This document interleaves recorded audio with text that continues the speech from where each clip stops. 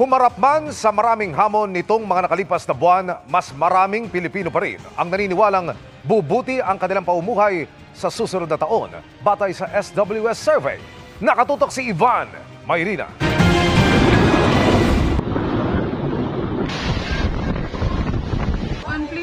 Sa gitna ng iba't ibang pagsubok na pinagdaanan ng mga Pilipino, mas nangingibabaw pa rin ang pag-asa para sa marami. Sa survey ng Social Weather Station sa SWS noong huling linggo ng Nobyembre, tinanong nila ang 1,200 na Pilipino sa buong bansa kung anong magiging uri ng pamumuhay sa susunod na taon. 44%, higit 4 sa 10, ay tinuturing na optimist o naniniwalang bubuti ito. 38% ang hindi umaasa ng pagbabago. Pareho lang daw ang magiging pamumuhay nila. 8% ang nagsabing sasama ang pamumuhay nila. Nagtungo kami sa Quezon City Memorial Circle at tinanong ang mga namamasyal doon ngayong huling araw ng 2025. Mas nakararami sa mga nakausap namin naniniwalang mas gaganda ang kanilang buhay sa 2026. Ang kanilang basihan, sila raw kasi ay patuloy na fighting at manifesting. Handang magtiyaga, handang kumayod para matamasa ang buhay na pinapangarap. Siyempre, gaganda.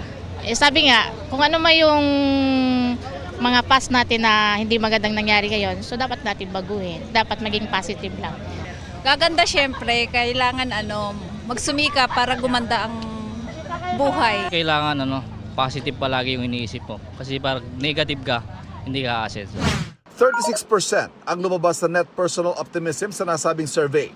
Yan yung mga naniniwalang gaganda ang buhay sa susunod na taon at ibinawas sa mga naniniwalang sasama ang buhay sa susunod na taon. May tuturing yan na very high ayon sa SWS. Malaki ang iniangat niyan sa Mindanao. Tumaas ang 4 puntos. Buwaba naman ang 4 puntos sa Visayas at 3 puntos sa Metro Manila. Dapat mas gaganda ang buhay every year. Bakit po? Bakit? Anong? Siyempre dapat sir, ganun talaga. Kaya tayo nagsusumika para gumanda ang buhay. Gaganda sir. Positive tayo, palaging positive. Pero batay din sa survey, mas bumababa yan habang nagkakaedad. Yun sa payout ba na senior, yun lang yun naasahan ko ngayon. Sa parehong panahon, tinanong din ng SWS ang 1,200 na Pilipino kung haharapin ba nila ang bagong taon ng may pag-asa o pangamba. Mas nakararami pa rin ang nagsabing pag-asa, 89%. 11% ang nagsabing sasalubungin ng bagong taon na may takot at pangamba. Pero mas mababa yan sa 90% noong 2024 at pinakamababa sa nakalipas na 15 taon. Para sa GMA Integrated News, Ivan Mayrina, nakatutok, 24 oras.